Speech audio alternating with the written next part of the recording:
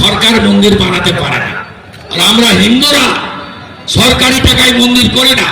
আমাদের অযোধ্যার রাম মন্দির আমাদের নিধিতে হয়েছে, হ্যাঁ কিনা বলুন? পেড়া আর গজা ওরা মিষ্টি হিসাবে নেবেন, প্রসাদ হিসাবে নেবেন না।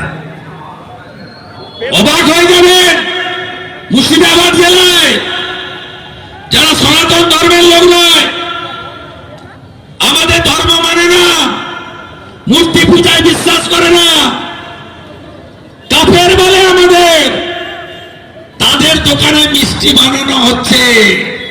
বিজেপি তালিকা প্রকাশ করেছে, বাকিটা আমি কালকে প্রকাশ করে দেব। ওটা প্রসাদ, মহাপ্রসাদ, পেড়া আর গজা। পেড়া গজা খাইয়ে একটা হিন্দু ভোট মমতা ব্যানার্জি পাবে না।